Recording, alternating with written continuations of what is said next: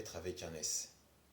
Être vivant, être humain, être souverain, les êtres chers. Je relève juste la seconde partie, contre la décolonisation de la France.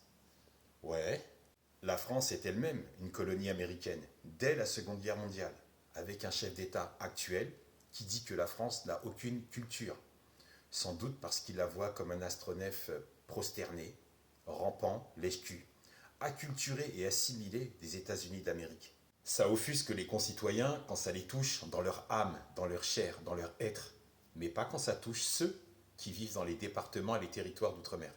La colonisation est un système de crapules qui vise à prendre possession d'un territoire étranger pour en exploiter toutes les ressources au front et à la sueur du peuple d'origine. Donc on parle d'une expansion coloniale, une expansion territoriale qui tire profit des richesses naturelles et humaines et à l'installation des colons sur un territoire qui ne leur appartient pas, mais qu'ils prennent et occupent de force, comme en Kanaki. La colonisation, c'est aussi l'exploitation d'avantages réels ou positions stratégiques.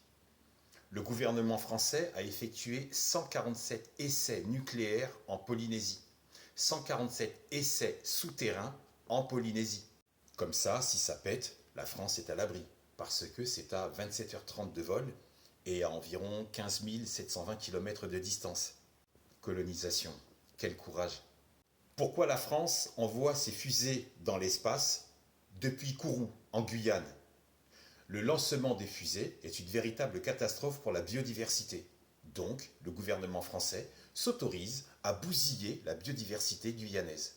Si la fusée doit péter, ce sera dans l'espace aérien guyanais. Alors, les éclats, les retombées, c'est pour les Guyanais.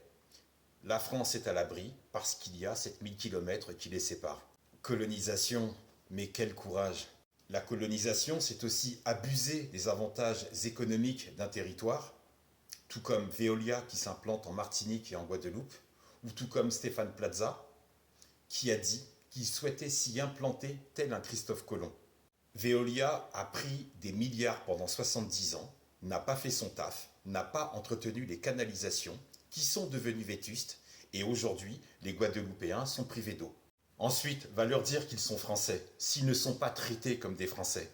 Colonisation, mais quel courage! Dans les dom-toms, la colonisation a été une invasion brutale qui s'est accompagnée d'un génocide, qui s'est accompagnée d'un massacre et d'une réduction de la population autochtone. Pourquoi le gouvernement français s'obstine à garder les colonies à distance si lui-même ne prend pas soin de la population française?